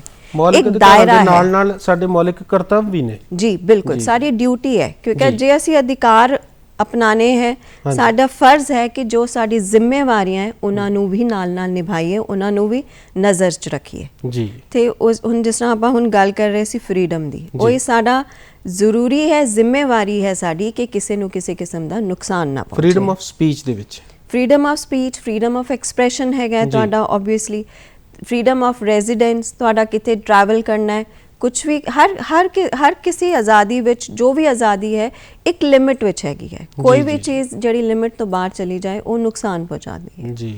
ਇਸ ਤੋਂ ਬਾਅਦ ਹੈਗਾ ਕਨਸਟੀਟਿਊਸ਼ਨ, ਜਿਹੜੀ ਤੁਹਾਡੀ ਹੈਗੀ ਹੈ ਕਿਸੇ ਐਕਸਪਲੋਇਟੇਸ਼ਨ, ਰਾਈਟ ਅਗੇਂਸਟ ਐਕਸਪਲੋਇਟੇਸ਼ਨ, ਸ਼ੋਸ਼ਣ ਦੇ ਅਧਿਕਾਰ ਦੇ ਵਿਰੁੱਧ, ਬਿਲਕੁਲ ਸ਼ੋਸ਼ਣ ਦੇ ਵਿਰੁੱਧ ਅਧਿਕਾਰ ਜੀ। ਸਾਨੂੰ ਮਤਲਬ ਕੋਈ ਵੀ ਕਿਸੇ ਕਿਸਮ ਦਾ ਸਾਡੇ ਨਾਲ ਗਲਤ ਨਹੀਂ ਹੋ ਸਕਦਾ, ਜਿੱਦਾਂ ਕਿ ਪਹਿਲਾਂ ਵੀ ਗੱਲ ਹੋਈ, ਜਾਤੀ, ਜਨ, ਧਰਮ, ਭਾਸ਼ਾ, ਸਮਾਜ, ਕਿਸੇ ਵੀ ਕਾਰਨ ਕਰਕੇ ਸਾਡੇ ਨਾਲ ਕੋਈ ਸ਼ੋਸ਼ਣ ਨਹੀਂ ਕੀਤਾ ਜਾ ਸਕਦਾ ਜੀ। ਜੇ ਅਸੀਂ ਗੱਲ ਕਰੀਏ ਅਨਟੱਚੇਬਿਲਿਟੀ, ਸੈਕਸ਼ਨ 17 ਸਾਡਾ ਸੀਗਾ ਜੀ, ਉਹ ਅਬੋਲਿਸ਼ ਕਰ ਦਿੱਤਾ ਹੈ ਜੀ, ਠੀਕ ਹੈ। ਆਰਟੀਕਲ 17 ਕਹਿੰਦਾ ਹੈ ਕਿ ਕਿਸੇ ਕਿਸਮ ਦੀ ਅਨਟੱਚੇਬਿਲਿਟੀ, ਛੂਆ-ਛੂਤ ਨਹੀਂ ਅਸੀਂ ਕਰ ਸਕਦੇ ਜੀ, ਠੀਕ ਹੈ। ਉਹਦੇ ਵਿੱਚ ਮਤਲਬ ਇੱਕ ਜਿਹੜਾ ਹੈਗਾ ਐਕਸਪਲੋਇਟੇਸ਼ਨ ਵਿੱਚ ਬੱਚਿਆਂ ਦਾ ਗੱਲ ਕਰੀਏ, ਬੱਚਿਆਂ ਦੀ ਚਾਈਲਡ ਲੇਬਰ ਜੀ, ਉਹ ਇੱਕ ਐਕਸਪਲੋਇਟੇਸ਼ਨ ਹੈਗਾ। ਉਹਦੇ ਵਿੱਚ ਸਪੈਸੀਫਿਕਲੀ ਕਹਿ ਦਿੱਤਾ ਗਿਆ ਹੈ ਕਿ ਛੋਟੇ ਬੱਚੇ, ਜਿਹੜੇ ਛੋਟੀ ਉਮਰ ਦੇ ਬੱਚੇ ਹੈ, ਜਿਹੜੇ ਜੀ ਖਤਰਨਾਕ ਕੰਮ ਹੈਗੇ ਫੈਕਟਰੀਆਂ 'ਚ, ਮਾਈਨਾਂ 'ਚ, ਉਹ ਉਹਨਾਂ ਕੋਲੋਂ ਕੰਮ ਕਰਵਾਉਣਾ ਇੱਕ ਜੁਰਮ ਹੈਗਾ ਜੀ। ਤੇ ਜੇ ਅਸੀਂ ਕੋਈ ਇਹੋ ਜਿਹੇ ਕੇਸ ਤੇ ਅਕ੍ਰੋਸ ਆਉਂਦੇ ਹਾਂ ਤੇ ਉਹ ਅਸੀਂ ਨਿਆਂ ਲੈ ਸਕਦੇ ਹਾਂ ਕੋਰਟ ਰਾਹੀਂ ਜੀ। ਫਿਰ ਇਸ ਤੋਂ ਬਾਅਦ ਸਾਡਾ ਅਧਿਕਾਰ ਹੈ ਧਰਮ ਦਾ ਜੀ, ਧਰਮ ਸੁਤੰਤਰਤਾ। ਸਾਨੂੰ ਅਧਿਕਾਰ ਹੈ ਕਿ ਅਸੀਂ ਕੋਈ ਵੀ ਧਰਮ ਅਪਣਾਈਏ, ਅਸੀਂ ਕੋਈ ਵੀ ਜਿਹੜਾ ਧਰਮ ਅਪਣਾਉਂਦੇ ਹਾਂ ਨਾ, ਸਾਨੂੰ ਫੋਰਸ ਨਹੀਂ ਕੀਤਾ ਜਾ ਸਕਦਾ ਕਿ ਕਿਸੇ ਹੋਰ ਧਰਮ ਨੂੰ ਅਪਣਾਈਏ ਜਾਂ ਆਪਣੇ ਧਰਮ ਤੇ ਕੋਈ ਕਿਸੇ ਕਿਸਮ ਦਾ ਟੈਕਸ ਦੇਈਏ, ਕਿਸੇ ਉੱਤੇ ਧਰਮ ਥੋਪਿਆ ਨਹੀਂ ਜਾ ਸਕਦਾ, ਥੋਪਿਆ ਨਹੀਂ ਜਾ ਸਕਦਾ। ਕਿਉਂਕਿ ਜਿਸ ਤਰ੍ਹਾਂ ਪਹਿਲੇ ਜੇ ਅਸੀਂ ਕੁਝ ਬ੍ਰਿਟਿਸ਼ ਟਾਈਮ ਦੀ ਵੀ ਗੱਲ ਕਰੀਏ, ਇੱਕ ਟੈਕਸ ਲਗਾਏ ਜਾਂਦੇ ਸੀਗੇ, ਪਰ ਉਹ ਇਲੀਗਲ ਹੈਗੇ। ਉਸ ਤਰ੍ਹਾਂ ਦਾ ਕੋਈ ਵੀ ਚੀਜ਼ ਜਿਹੜੀ ਹੈ ਉਹ ਹੁਣ ਨਹੀਂ ਹੋ ਸਕਦੀ। ਸਾਰਿਆਂ ਦਾ ਸਮਾਨ ਅਧਿਕਾਰ ਹੈਗਾ ਜੀ। ਫਿਰ ਹੈਗਾ ਕਲਚਰਲ ਐਂਡ ਐਜੂਕੇਸ਼ਨਲ ਰਾਈਟਸ, ਬਿਲਕੁਲ ਠੀਕ ਹੈ ਜੀ। ਤੁਹਾਡੀ ਆਪਣੀ ਸੰਸਕ੍ਰਿਤੀ ਨੂੰ ਤੁਸੀਂ ਰੱਖ ਸਕਦੇ ਹੋ, ਕਿਉਂਕਿ ਸਾਡੇ ਹਿੰਦੁਸਤਾਨ ਵਿੱਚ ਕਈ ਟ੍ਰਾਈਬਲ ਏਰੀਆਜ਼ ਵੀ ਹੈਗੇ ਆ। ਸੱਭਿਆਚਾਰਕ ਤੇ ਸਿੱਖਿਆ ਦੀ ਸੁਤੰਤਰਤਾ ਸਾਨੂੰ, ਬਿਲਕੁਲ ਸਰ ਜੀ। ਤੇ ਉਹ ਜਿਹੜੇ ਹੈਗੇ ਟ੍ਰਾਈਬਲ ਏਰੀਆਜ਼ ਹੈਗੇ, ਉਹਨਾਂ ਨੂੰ ਪੂਰਾ ਅਧਿਕਾਰ ਹੈ ਕਿ ਉਹ ਆਪਣੀ ਜਿਹੜੀ ਰੋਜ਼ਮਰਰਾ ਦੀ ਜ਼ਿੰਦਗੀ, ਆਪਣਾ ਜਿਹੜਾ ਕਲਚਰ ਹੈਗਾ ਉਹਨੂੰ ਸਮੇਟ ਕੇ ਰੱਖ ਸਕਣ। ਉਹ ਜ਼ਰੂਰੀ ਨਹੀਂ ਕਿ ਉਹ ਇੱਕ ਜਿਹੜੀ ਲਾਈਫ ਦੂਸਰੀ ਜ਼ਿੰਦਗੀ ਚੱਲ ਰਹੀ ਹੈ ਉਹਨੂੰ ਅਡਾਪਟ ਕਰਨ। ਟ੍ਰਾਈਬਲ ਏਰੀਆਜ਼, ਕੁਝ ਏਰੀਆਜ਼ ਹੈ ਜਿੱਥੇ ਸਿਕਲੂਡਡ ਹੈਗੇ ਆ, ਅੱਜ ਵੀ ਆਮ ਬੰਦਾ ਨਹੀਂ ਜਾ ਸਕਦਾ, ਬਿਕਾਜ਼ ਉਹਨਾਂ ਨੂੰ ਰਿਸਪੈਕਟ ਕਰਕੇ, ਉਹਨਾਂ ਦੇ ਕਲਚਰ ਨੂੰ ਰਿਸਪੈਕਟ ਕਰਕੇ ਉਹਨਾਂ ਨੂੰ। ਇੱਥੋਂ ਤੱਕ ਕੁਝ ਕਬੀਲੇ ਇਹੋ ਜਿਹੇ ਵੀ ਹੈਗੇ ਜਿਨ੍ਹਾਂ ਉੱਤੇ ਭਾਰਤ ਦਾ ਅਧਿਕਾਰ ਨਹੀਂ ਹੈ, ਪਰ ਹੈ ਭਾਰਤੀ ਨੇ, ਉਹ ਭਾਰਤੀ ਹੈਗੇ, ਬਿਕਾਜ਼ ਅਸੀਂ ਉਹਨਾਂ ਨੂੰ ਉਹਨਾਂ ਦੀ ਆਜ਼ਾਦੀ ਦਿੱਤੀ ਹੋਈ ਹੈ। ਉਹਨਾਂ ਦੇ ਸੱਭਿਆਚਾਰ ਨੂੰ ਅਸੀਂ ਖਤਮ ਨਹੀਂ ਕਰ ਸਕਦੇ, ਨਹੀਂ ਕਰ ਸਕਦੇ ਸਾਡੇ ਕਨਸਟੀਟਿਊਸ਼ਨ ਦੇ ਰਾਹੀਂ, ਸੰਵਿਧਾਨ ਦੇ ਜੀ। ਇਸ ਤੋਂ ਇਲਾਵਾ ਸਾਡਾ ਹੈਗਾ ਰਾਈਟ ਟੂ ਕਨਸਟੀਟਿਊਸ਼ਨਲ ਰੈਮੀਡੀਜ਼ ਜੀ। ਉਹਦੇ ਵਿੱਚ ਸਾਡਾ ਰਾਈਟ, ਜਿਸ ਤਰ੍ਹਾਂ ਅਸੀਂ ਕਦੀ ਕੋਰਟ ਜਾਂਦੇ ਹਾਂ, ਨਿਆਂਲੈ ਜਾਂਦੇ ਹਾਂ ਜੀ, ਅਸੀਂ ਨੀਚਲੀ ਕੋਰਟ ਤੋਂ ਉੱਪਰਲੀ ਕੋਰਟ ਤੇ ਜਾਈਦਾ ਜੀ। ਲੋਅਰ ਕੋਰਟਸ ਹੋ ਗਈਆਂ, ਫਿਰ ਹਾਈ ਕੋਰਟ ਹੋ ਗਈ, ਫਿਰ ਸੁਪਰੀਮ ਕੋਰਟ ਹੋ ਗਈ ਹਾਂਜੀ। ਪਰ ਜਿਹੜੀ ਸਾਡੇ ਇਹ ਬੇਸਿਕ ਰਾਈਟਸ ਹੈਗੇ ਆ, ਮੌਲਿਕ ਅਧਿਕਾਰ ਹੈਗੇ ਹੈ, ਇਹਦੇ ਵਿੱਚ ਸਾਨੂੰ ਇਹ ਰਾਈਟ ਦਿੱਤਾ ਗਿਆ ਹੈ ਕਿ ਅਸੀਂ ਡਾਇਰੈਕਟ ਹਾਈ ਕੋਰਟ ਜਾਂ ਮਾਨਯੋਗ ਸੁਪਰੀਮ ਕੋਰਟ ਜਾ ਸਕਦੇ ਹਾਂ, ਆਰਟੀਕਲ 32 ਰਾਹੀਂ ਤੇ ਆਰਟੀਕਲ 226 ਜੀ। ਇੱਥੇ ਅਸੀਂ ਡਾਇਰੈਕਟ ਹੀ ਇਹਨਾਂ ਕੋਰਟਾਂ ਨੂੰ ਅਪਰੋਚ ਕਰ ਸਕਦੇ ਹਾਂ ਜਿੱਥੇ ਵੀ ਸਾਡੇ ਮੌਲਿਕ ਅਧਿਕਾਰ ਜਿਹੜੇ ਆ ਸਾਡੇ ਤੋਂ ਲਿੱਤੇ ਜਾ ਰਹੇ। ਇਹ ਤਾਂ ਹੈ ਜੀ ਇੱਕ ਨਾਗਰਿਕ ਦੇ ਮੌਲਿਕ ਅਧਿਕਾਰ ਜੀ। ਤੇ ਇੱਕ ਅਧਿਕਾਰ ਜੇ ਤੁਸੀਂ ਮੈਨੂੰ ਦੇ ਦਿਓ ਜੀ ਸਰ, ਬਿਲਕੁਲ ਜੀ, ਵੀ ਆਪਾਂ ਇੱਕ ਮੈਂ ਗੀਤ ਲਾ ਦਿਆਂ ਜੇ ਤੁਸੀਂ ਕਹੋ ਤਾਂ। ਬਿਲਕੁਲ ਸਰ, ਬਿਲਕੁਲ ਬਿਲਕੁਲ, ਉਹ ਵੀ ਜ਼ਰੂਰੀ ਹੈ, ਜ਼ਰੂਰੀ ਹੈ ਜ਼ਿੰਦਗੀ ਦੇ ਵਿੱਚ ਰੂਹ ਦੀ ਗ਼ਜ਼ਾ ਦੇ ਨਾਲ ਤੁਹਾਡੀ ਸਾਂਝ। ਆਓ ਇੱਕ ਗੀਤ ਦੇਖਦੇ ਹਾਂ।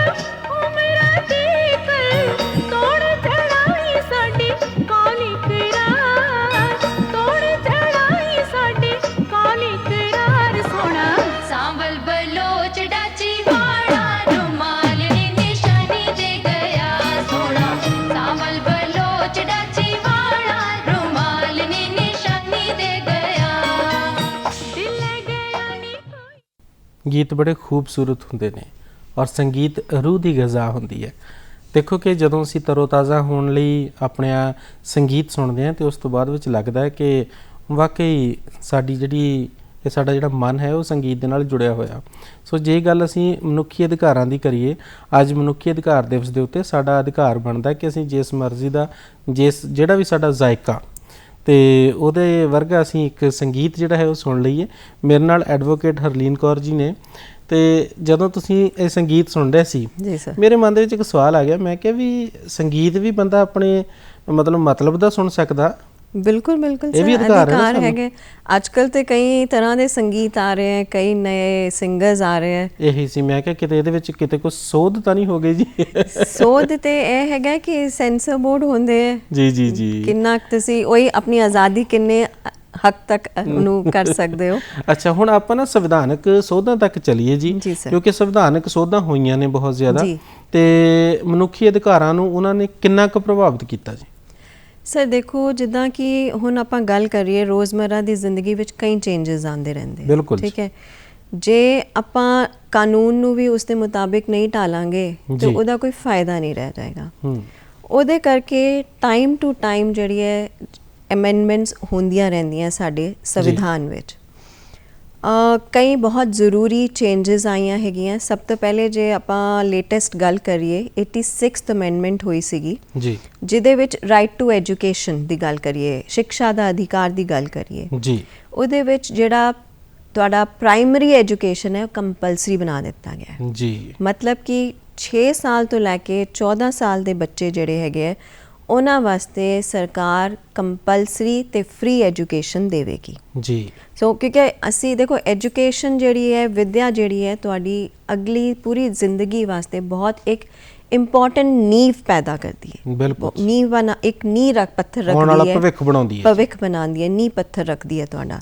ਤੇ ਜੇ ਸਾਡੇ ਬੱਚੇ ਹੀ ਪੜ੍ਹੇ ਲਿਖੇ ਨਹੀਂ ਹੋਣਗੇ, ਸਾਡਾ ਦੇਸ਼ ਕੱਲ੍ਹ ਨੂੰ ਕਿੱਦਾਂ ਤਰੱਕੀ ਕਰੇਗਾ ਜੀ। ਤੇ 86th ਅਮੈਂਡਮੈਂਟ ਵਿੱਚ 2002 ਵਿੱਚ ਜਿਹੜਾ ਹੈਗਾ ਇਹਨੂੰ ਕੰਪਲਸਰੀ ਕਰ ਦਿੱਤਾ ਗਿਆ ਕਿ ਜਿੰਨੇ ਬੱਚੇ ਹੁਣ ਅੱਜ ਕੱਲ੍ਹ ਜੇ ਅਸੀਂ ਸਕੂਲਾਂ ਦੀ ਗੱਲ ਕਰੀਏ ਜੀ, ਬੜੇ ਸਮਾਰਟ ਸਕੂਲ ਆ ਗਏ ਹੈ, ਪ੍ਰੋਜੈਕਟਰਸ ਹੈਗੇ, ਸਾਡੇ ਵੇਲੇ ਵੀ ਨਹੀਂ ਹੁੰਦੇ ਸੀਗੇ ਇਨਫੈਕਟ। ਤੇ ਹੁਣ ਤੇ ਕਾਫੀ ਜਿਹੜੀ ਫੈਸਿਲਿਟੀਜ਼ ਹੈ ਐਜੂਕੇਸ਼ਨ ਵਿੱਚ ਪ੍ਰੋਵਾਈਡ ਕੀਤੀ ਜਾ ਰਹੀ ਹੈ।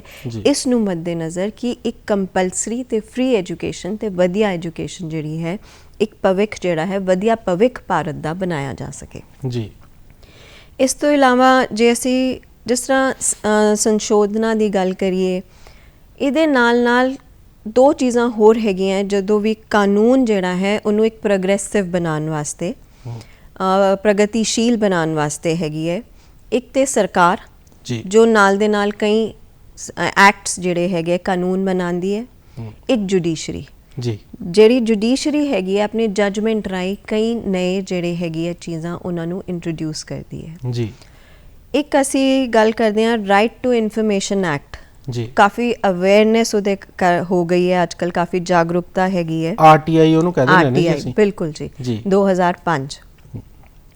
ਇਹਦੇ ਵਿੱਚ ਕੀ ਹੈਗਾ, ਸਾਨੂੰ ਸੂਚਨਾ ਦਾ ਅਧਿਕਾਰ ਪ੍ਰਾਪਤ ਹੈ ਕਿ ਕੋਈ ਵੀ ਜਿਹੜਾ ਸਰਕਾਰੀ ਦਾਇਰੇ ਵਿੱਚ ਕੋਈ ਦਫ਼ਤਰ ਪੈਂਦਾ ਹੈ ਜੀ ਜੀ, ਜਾਂ ਸਰਕਾਰੀ ਪੈਸੇ ਨਾਲ ਏਡ ਨਾਲ ਚੱਲਦਾ ਹੈ, ਅਸੀਂ ਉਸ ਦਫ਼ਤਰ ਤੋਂ ਕੋਈ ਵੀ ਇਨਫੋਰਮੇਸ਼ਨ ਲੈ ਸਕਦੇ ਹਾਂ। ਪਰ ਇੱਥੇ ਮੈਂ ਫਿਰ ਦੱਸਣਾ ਚਾਹਾਂਗੀ, ਇੱਕ ਦਾਇਰਾ ਹੈਗਾ। ਇਹ ਨਹੀਂ ਕਿ ਅਸੀਂ ਕੋਈ ਵੀ ਕਿਸੇ ਬਾਰੇ ਕੋਈ ਵੀ ਇਨਫੋਰਮੇਸ਼ਨ ਲੈ ਸਕਦੇ ਹਾਂ ਜੀ। ਜਿੱਥੇ ਜ਼ਰੂਰੀ, ਜਿੱਥੇ ਪੂਰੀ ਸਮਾਜ ਦਾ ਇੰਟਰਸਟ ਇਨਵੋਲਵ ਹੋਏ, ਜਾਂ ਜਿਹੜਾ ਬੰਦਾ ਜਿਹੜਾ ਇਨਫੋਰਮੇਸ਼ਨ ਮੰਗ ਰਿਹਾ ਹੈ ਉਸ ਦੇ ਮੁਤਲਕ ਉਹ ਰਿਲੇਟਡ ਹੋਏ ਜੀ। ਸੇ ਇੱਕ ਰਾਈਟ ਟੂ ਇਨਫੋਰਮੇਸ਼ਨ ਐਕਟ, ਹਾਲਾਂਕਿ ਇਹ ਇੰਪਲੀਮੈਂਟ ਜਿਹੜਾ ਹੈਗਾ ਥੋੜੀ ਦੇਰ ਬਾਅਦ ਹੋਇਆ, ਪਰ ਇਹਦੇ ਵਿੱਚ ਜਿਹੜਾ ਆਰਟੀਕਲ 19(1) ਜਿਹੜਾ ਅਸੀਂ ਫਰੀडम ਦੀ ਗੱਲ ਕੀਤੀ ਸੀਗੀ, ਉਹਨੂੰ ਸ਼ੇਪ ਦੇਣ ਵਾਸਤੇ ਇੱਕ RTI ਐਕਟ 2005 ਵਿੱਚ ਬਣਾਇਆ ਗਿਆ ਜੀ। ਇਸ ਤੋਂ ਇਲਾਵਾ ਜੇ ਅਸੀਂ ਔਰਤਾਂ ਦੇ ਹੱਕਾਂ ਦੀ ਗੱਲ ਕਰੀਏ ਜੀ, ਜਿਸ ਤਰ੍ਹਾਂ ਕਿ ਬਰਾਬਰੀ ਦਾ ਹੱਕ ਇਖਤਿਆਰ ਹੈਗਾ, ਲక్ష్ਮੀ ਮੈਨਨ ਜੀ ਨੇ ਜਿੱਦਾਂ ਬਿਲਕੁਲ ਯੂਨਾਈਟਿਡ ਨੇਸ਼ਨ ਵਿੱਚ ਕਰਵਾਇਆ, ਫਿਰ ਡਾਕਟਰ ਹੰਸਾ ਮਹਿਤਾ ਜੀ ਨੇ ਕਰਵਾਇਆ, ਉਸੇ ਤਰ੍ਹਾਂ ਹੁਣ ਸਾਡਾ ਜਿਹੜੀ ਸਰਕਾਰ ਹੈਗੀ ਹੈ ਟਾਈਮ ਟੂ ਟਾਈਮ ਕਈ ਤਰ੍ਹਾਂ ਦੇ ਕਾਨੂੰਨ ਬਣਾਉਂਦੀ ਹੈ, ਜਿਹਦੇ ਕਰਕੇ ਸੰਸ਼ੋਧਨ ਵੀ ਹੋਈਆਂ, ਜਿਹਦੇ ਕਰਕੇ ਔਰਤਾਂ ਨੂੰ ਇੱਕ ਬਰਾਬਰੀ ਦੇ ਦਾਇਰੇ 'ਤੇ ਲਿਆਉਣ ਦੀ ਇੱਕ ਕੋਸ਼ਿਸ਼ ਕੀਤੀ ਜਾ ਰਹੀ ਹੈ। ਤੇ ਉਹ ਅੱਗੇ ਆ ਰਹੀਆਂ। ਜੇ ਅਸੀਂ ਗੱਲ ਕਰੀਏ ਫੌਜ ਤੇ 에ਅਰਫੋਰਸ, ਇੱਕ ਟਾਈਮ ਤੇ ਜੇ 에ਅਰਫੋਰਸ ਦੀ ਗੱਲ ਕਰੀਏ ਤੇ ਪਾਇਲਟਸ ਨਹੀਂ ਸੀਗੀਆਂ ਅਲਾਉਡ ਜੀ, ਪਰ ਇੱਕ ਕੇਸ ਚੱਲਿਆ ਜਿਹਦੇ ਦੌਰਾਨ ਜਿਹੜਾ ਹੱਕ ਇਹ ਹੈਗਾ ਔਰਤਾਂ ਨੂੰ ਮਿਲਿਆ ਤੇ ਹੁਣ ਜਿਹੜੀ ਹੈਗੀ NDA ਦੇ ਐਗਜ਼ਾਮਸ ਹੁੰਦੇ ਉਹ ਔਰਤਾਂ ਵੀ ਦੇ ਸਕਦੀਆਂ, ਲੜਕੀਆਂ ਵੀ ਦੇ ਸਕਦੀਆਂ, ਬਰਾਬਰ ਦਾ ਹੱਕ ਮਿਲਿਆ। ਫਿਰ ਕਿਸੇ ਮਤਲਬ ਨੌਕਰੀ ਤੇ ਬਰਾਬਰ ਦਾ ਹੱਕ ਹੈਗਾ, ਤੁਸੀਂ ਰੋਕ ਨਹੀਂ ਸਕਦੇ ਕਿ ਔਰਤ ਹੋਣ ਕਰਕੇ ਤੁਸੀਂ ਇਹ ਨੌਕਰੀ ਨਹੀਂ ਕਰ ਸਕਦੇ ਜੀ, ਠੀਕ ਹੈ। ਮੈਟਰਨਿਟੀ ਬੈਨੀਫਿਟਸ ਦਿੱਤੇ ਗਏ ਔਰਤਾਂ ਨੂੰ, ਮੈਟਰਨਿਟੀ ਜਿਹੜੇ ਉਹਨਾਂ ਦੇ ਗਰਭਵਤੀ ਪੀਰੀਅਡ ਹੈਗਾ ਉੱਥੇ ਉਹਨਾਂ ਨੂੰ ਇੱਕ ਛੁੱਟੀ ਦਾ ਪ੍ਰਵਿਧਾਨ ਦਿੱਤਾ ਗਿਆ ਉਸ ਦੌਰਾਨ। ਫਿਰ ਜਿਸ ਤਰ੍ਹਾਂ ਦਹੇਜ ਪ੍ਰਥਾ ਦੀ ਗੱਲ ਕਰੀਏ, ਉਹ ਇੱਕ ਕਾਨੂੰਨਨ ਜੁਰਮ ਹੈਗਾ, ਐਕਟ ਡਾਊਰੀ ਐਕਟ ਬਣਾਇਆ ਗਿਆ ਜਿਹਦੇ ਅਧੀਨ ਜਿਹੜੀ ਹੈਗੀ ਹੈ ਜੇਲ੍ਹ ਹੋ ਸਕਦੀ ਹੈ ਜੇ ਕੋਈ ਦਾਜ ਲੈਂਦਾ ਹੈ, ਮੰਗਦਾ ਹੈ, ਈਵਨ ਦਿੰਦਾ ਹੈ, ਮਤਲਬ ਦੇਣ ਵਾਲੇ ਵੀ ਜੁਰਮ, ਉਹਨਾਂ ਦਾ ਵੀ ਜੁਰਮ ਹੈ ਕਿ ਉਹ ਦੇਣਾ ਵੀ ਜੁਰਮ ਹੈਗਾ। ਤੇ ਇਸ ਕਰਕੇ ਮਤਲਬ ਹੋਰ ਜਿਸ ਤਰ੍ਹਾਂ ਸਤੀ ਸਿਸਟਮ ਦੀ ਗੱਲ ਕਰੀਏ, ਪਹਿਲੇ ਸਤੀ ਪ੍ਰਥਾ ਬਹੁਤ ਪ੍ਰਵਲਿਤ ਸੀ ਜੀ, ਪਰ ਉਹ ਵੀ ਅਬੋਲਿਸ਼ ਕਰ ਦਿੱਤੀ ਗਈ ਕਿਉਂਕਿ ਔਰਤਾਂ ਤੇ ਇੱਕ ਜੁਰਮ ਸੀਗਾ, ਉਹਨਾਂ ਨੂੰ ਮਜਬੂਰ ਕੀਤਾ ਜਾਂਦਾ ਸੀ ਜੀ। ਫਿਰ ਇਸ ਤਰ੍ਹਾਂ ਡੋਮੈਸਟਿਕ ਵਾਇਲੈਂਸ ਐਕਟ ਬਣਾਇਆ ਗਿਆ, ਘਰੇਲੂ ਹਿੰਸਾ ਐਕਟ ਬਣਾਇਆ ਗਿਆ ਜਿਹਦੇ ਅਧੀਨ ਜਿੱਥੇ ਉਹਨਾਂ ਨਾਲ ਘਰੇਲੂ ਹਿੰਸਾ ਹੁੰਦੀ ਹੈ ਕਿਸੇ ਕਿਸਮ ਦੀ ਜੀ, ਔਰਤ ਇਸ ਜਿਹੜੀ ਘਰੇਲੂ ਹਿੰਸਾ ਦੀ ਗੱਲ ਕਰੀਏ ਤੇ ਸਿਰਫ ਬੀਵੀ ਨਹੀਂ, ਇਹਦੇ ਵਿੱਚ ਮਾਵਾਂ, ਭੈਣਾਂ, ਹਰ ਕੋਈ ਇਨਵੋਲਵ ਹੁੰਦੀ ਹੈ, ਮਦਰਸ, ਸਿਸਟਰਸ, ਕਿਉਂਕਿ ਕਿਸੇ ਵੀ ਕਿਸਮ ਦੀ ਕੋਈ ਵੀ ਔਰਤ ਹੈਗੀ ਹੈ ਚਾਹੇ ਉਹ ਘਰ ਵਿੱਚ ਕੰਮ ਕਰਦੀ ਹੈ, ਉਹਨਾਂ ਨੂੰ ਇਹਦੇ ਅਗੇਂਸਟ ਜਿਹੜਾ ਹੈ ਜੇ ਉਹਨਾਂ ਨਾਲ ਕੋਈ ਗਲਤ ਕੰਮ ਹੁੰਦਾ ਹੈ, ਕੋਈ ਮਾਰ ਕੁਟਾਈ ਹੁੰਦੀ ਹੈ, ਉਹ ਕੋਰਟ ਰਾਹੀਂ, ਪੁਲਿਸ ਰਾਹੀਂ ਆਪਣਾ ਜਾਂ ਘਰ ਵਿੱਚ ਕੋਈ ਕੰਮ ਕਰਦੀ ਹੈ ਉਹਨੂੰ ਪੈਸੇ ਨਹੀਂ ਮਿਲਦੇ, ਕੰਜ਼ਿਊਮਰ ਕੋਰਟ ਵੀ ਜਾ ਸਕਦੀ ਹੈ। ਸੋ ਸ਼ੋਸ਼ਣ ਦੇ ਵਿਰੁੱਧ ਜਿਹੜਾ ਹੈ ਉਹ ਅਧਿਕਾਰ ਹੈ, ਸ਼ੋਸ਼ਣ ਦੇ ਵਿਰੁੱਧ। ਤੇ ਇਸ ਤਰ੍ਹਾਂ ਕਰਕੇ ਕਈ ਐਕਟ ਬਣਾਏ ਗਏ ਹੈ ਔਰਤਾਂ ਨੂੰ ਮੱਦੇਨਜ਼ਰ ਰੱਖਦੇ ਹੋਏ ਜਿਹਦੇ ਅਧੀਨ ਉਹਨਾਂ ਨੂੰ ਬਰਾਬਰੀ ਤੇ ਲਿਆਉਣ ਵਾਸਤੇ ਪੂਰੇ ਕੋਸ਼ਿਸ਼ ਕੀਤੀ ਜਾ ਰਹੀ ਹੈ। ਹਰ ਰੋਜ਼ ਇੱਕ ਨਵਾਂ ਜਿੱਥੇ ਲੋੜ ਪੈਂਦਾ ਹੈ ਚੇਂਜ ਆਉਂਦਾ ਹੈ ਜੀ ਜੀ।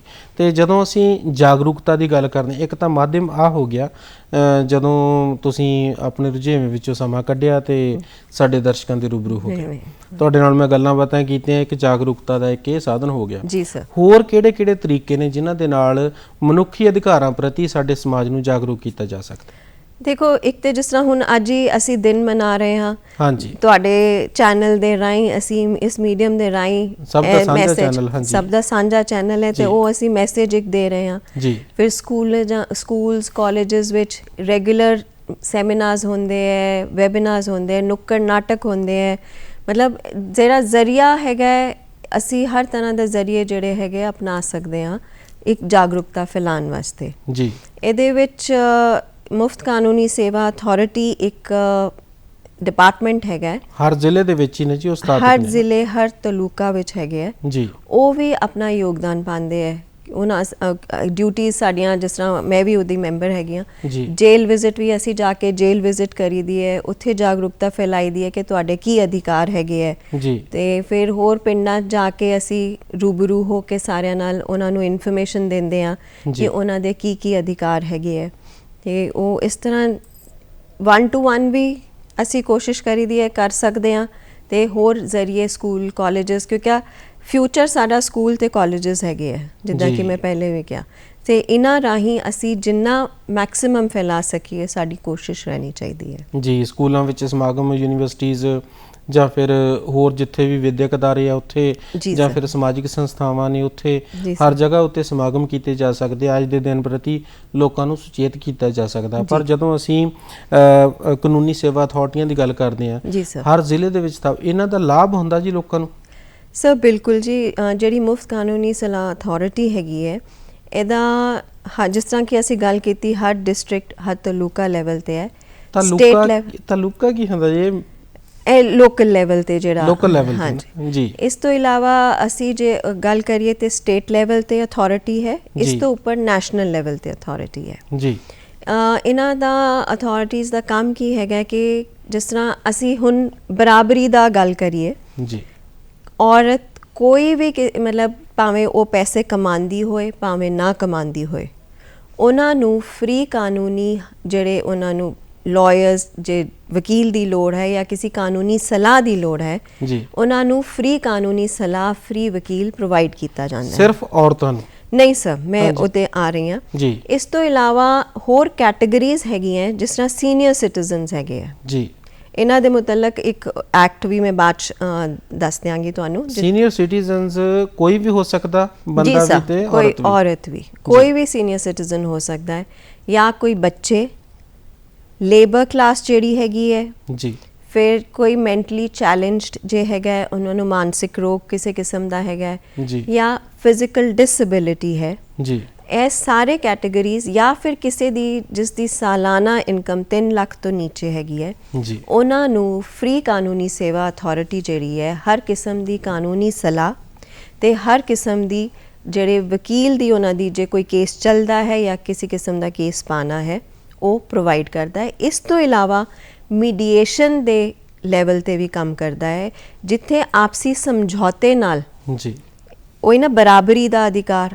ਆਪਸੀ ਸਮਝੌਤੇ ਨਾਲ ਬੈਠ ਕੇ ਉਹਨਾਂ ਨਾਲ ਜੇ ਮਨ ਮੁਟਾਵ ਮਿਟਾਇਆ ਜਾ ਸਕੇ। ਜਿਵੇਂ ਦੋ ਪਰਿਵਾਰ ਹੈ ਉਹ ਝਗੜਾ ਕਰਕੇ ਆਏ ਆ ਤਾਂ ਉਹਨਾਂ ਦਾ ਉੱਥੇ ਮਨ ਮੁਟਾਵ ਜਿਹੜਾ ਹੈ ਉਹ ਦੂਰ ਕੀਤਾ ਜਾ ਸਕਦਾ। ਕੋਈ ਘਰ ਵਾਲਾ ਘਰ ਵਾਲੀ ਹੈਗੀ ਆ, ਉਹਨਾਂ ਦਾ ਜਿਹੜਾ ਹੈ ਉਹ ਤਾਲੁਕ ਇੰਨਾ ਖਰਾਬ ਹੋ ਗਿਆ ਕਿ ਤਲਾਕ ਦੀਆਂ ਗੱਲਾਂ ਕਰ ਰਿਹਾ, ਪਰ ਫਿਰ ਵੀ ਉਹਨਾਂ ਨੂੰ ਸਮਝਾ ਬੁਝਾ ਕੇ ਇਹ ਫਿਰ ਮੁਫਤ ਕਾਨੂੰਨੀ ਸੇਵਾਵਾਂ ਅਥਾਰਟੀਆਂ ਇਹ ਕੰਮ ਕਰਦੀਆਂ। ਇਹਨਾਂ ਨੂੰ ਅਸੀਂ ਅਦਾਲਤਾਂ ਵੀ ਕਹਿ ਸਕਦੇ ਨੇ, ਲੋਕਲ ਲੈਵਲ ਦੀਆਂ ਅਦਾਲਤਾਂ। ਸੋ ਹੁਣ ਆਪਣੇ ਕੋਲ ਨਾ 2 ਮਿੰਟ ਦਾ ਸਮਾਂ ਹੈ ਜੀ ਹੋਰ, ਤੇ ਉਹਦੇ ਵਿੱਚ ਇਹਨਾਂ ਦਾ ਔਰਤਾਂ ਨੂੰ, ਔਰਤਾਂ, ਬੱਚਿਆਂ ਤੇ ਬਜ਼ੁਰਗਾਂ ਨੂੰ ਕੀ ਲਾਭ ਹੁੰਦਾ ਇਹਨਾਂ ਦਾ? ਸਰ ਉਹੀ ਜਿੱਦਾਂ ਮੈਂ ਦੱਸਿਆ ਕਿ ਫ੍ਰੀ ਕਾਨੂੰਨੀ ਸੇਵਾ ਹੈਗੀ। ਇਸ ਤੋਂ ਇਲਾਵਾ ਮੀਡੀਏਸ਼ਨ ਤੇ ਲੋਕ ਅਦਾਲਤ ਜਿਹੜੀ ਹੈਗੀ ਹੈ ਉਹ ਵੀ ਲੱਗਦੀ ਹੈ। ਉਹਦੇ ਵਿੱਚ ਹੈ ਕਿ ਜਿਸ ਤਰ੍ਹਾਂ ਜੇ ਤੁਹਾਡੇ ਆਲਰੇਡੀ ਕੋਈ ਕੇਸ ਚੱਲ ਰਿਹਾ ਹੈ, ਹਾਂਜੀ, ਕਿਉਂਕਿ ਦੇਖੋ ਜਦੋਂ ਇੱਕ ਧਾਗੇ ਵਿੱਚ ਗੱਠ ਪੈ ਜਾਂਦੀ ਹੈ ਉਹਨੂੰ ਖੋਲਣਾ ਔਖਾ ਹੋ ਜਾਂਦਾ ਹੈ, ਤੇ ਜਦੋਂ ਤੁਸੀਂ ਕੋਈ ਕੇਸ ਲੜਦੇ ਹੋ ਉਹ ਬੜਾ ਲੰਬਾ ਚੱਲ ਜਾਂਦਾ ਹੈ, ਆਪਸੀ ਮਨ ਮੁਟਾਵ ਬਹੁਤ ਵੱਧ ਜਾਂਦਾ ਹੈ। ਤੇ DLSA ਜਿਹੜੀ ਹੈਗੀ ਹੈ ਉਹ ਕੋਸ਼ਿਸ਼ ਕਰਦੀ ਹੈ ਕਿ ਉਹ ਮਨ ਮੁਟਾਵ ਤੋਂ ਬਗੈਰ ਆਪਸੀ ਸਮਝੌਤੇ ਨਾਲ ਸੈਟਲ ਹੋ ਜਾਏ ਜੀ। ਤੇ ਇਸ ਕਰਕੇ ਮਤਲਬ ਸਿਰਫ ਔਰਤਾਂ, ਬਜ਼ੁਰਗਾਂ ਤੇ ਬੱਚਿਆਂ ਲਈ ਨਹੀਂ, ਹਰ ਕੈਟਾਗਰੀ ਜਿਹੜੀ ਮੈਂ ਪਹਿਲੇ ਤੁਹਾਨੂੰ ਦੱਸੀ ਹੈ ਉਹਨਾਂ ਨੂੰ ਇਹ ਸਹੂਲਤ ਹੈ ਕਿ ਉਹ ਆ ਕੇ ਈਵਨ ਕੇਸ ਦਰਜ ਕਰਨ ਤੋਂ ਪਹਿਲੇ ਇਸ ਅਥਾਰਟੀ ਨੂੰ ਅਪਰੋਚ ਕਰ ਸਕਦੇ ਹੈ। ਜਾਂਦੇ ਜਾਂਦੇ ਇੱਕ ਐਡਵੋਕੇਟ ਦੇ ਤੌਰ ਦੇ ਉੱਤੇ, ਇੱਕ ਵਕੀਲ ਹੋਣ ਦੇ ਨਾਤੇ, ਸਮਾਜਿਕ ਪੱਧਰ ਦੇ ਉੱਤੇ ਤੁਸੀਂ ਕੀ ਸਾਡੇ ਸੁਣਨ ਵਾਲਿਆਂ ਨੂੰ, ਸਾਡੇ ਦੇਖਣ ਵਾਲਿਆਂ ਨੂੰ ਸੰਦੇਸ਼ ਦੇਣਾ ਚਾਹੋਗੇ ਕਿ ਉਹ ਆਪਸੀ ਭਾਈਚਾਰਾ, ਅਖੰਡਤਾ, ਏਕਤਾ ਬਣਾ ਕੇ ਰੱਖਣ? ਬਿਲਕੁਲ, ਆਪਸੀ ਭਾਈਚਾਰਾ, ਅਖੰਡਤਾ, ਏਕਤਾ ਬਣਾ ਕੇ ਰੱਖਣੀ ਬਹੁਤ ਜ਼ਰੂਰੀ ਹੈ ਸਮਾਜ ਵਾਸਤੇ। ਸਾਡੇ ਜਿਹੜੇ ਬੱਚੇ ਅੱਗੇ ਆ ਰਹੇ ਉਹਨਾਂ ਦੇ ਫਿਊਚਰ ਵਾਸਤੇ ਬਹੁਤ ਜ਼ਰੂਰੀ ਹੈ, ਔਰ ਆਪਣੇ ਹੱਕਾਂ ਦੇ ਨਾਲ ਨਾਲ ਆਪਣੀ ਜ਼ਿੰਮੇਵਾਰੀਆਂ ਨੂੰ ਵੀ ਪਹਿਚਾਨਣਾ ਬਹੁਤ ਜ਼ਰੂਰੀ ਹੈ, ਜਾਗਰੂਕ ਹੋਣਾ ਜ਼ਰੂਰੀ ਹੈ। ਜੋ ਸਾਡੀ ਨੌਲੇਜ ਹੈਗੀ ਹੈ, ਇਨਫੋਰਮੇਸ਼ਨ ਹੈਗੀ ਹੈ, ਉਹ ਆਪਸ ਵਿੱਚ ਅੱਗੇ ਵੰਡਣਾ ਜ਼ਰੂਰੀ ਹੈ ਤਾਂ ਕਿ ਹੋਰ ਲੋਕ ਜਿਹੜੇ ਹੈ ਉਹ ਜਾਗਰੂਕ ਹੋ ਸਕਣ, ਨਾਲ ਨਾਲ ਆਪਣੀ ਜ਼ਿੰਮੇਵਾਰੀਆਂ ਨੂੰ ਪਹਿਚਾਨ ਸਕਣ। ਜੀ, ਗਿਆਨ ਵੰਡਣ ਦੇ ਨਾਲ ਹੀ ਵਾਧਾ ਹੈ। ਅੱਜ ਦੇ ਇਸ ਮੌਕੇ ਦੇ ਉੱਤੇ ਤੁਸੀਂ ਇੰਨਾ ਸਮਾਂ ਕੱਢਿਆ, ਸਾਡੇ ਦਰਸ਼ਕਾਂ ਦੇ ਰੂਬਰੂ ਹੋਏ, ਆਪ ਜੀ ਦਾ ਬਹੁਤ ਬਹੁਤ ਧੰਨਵਾਦ। ਦਰਸ਼ਕਾਂ ਦਾ ਵੀ ਬਹੁਤ ਬਹੁਤ ਸ਼ੁਕਰੀਆ।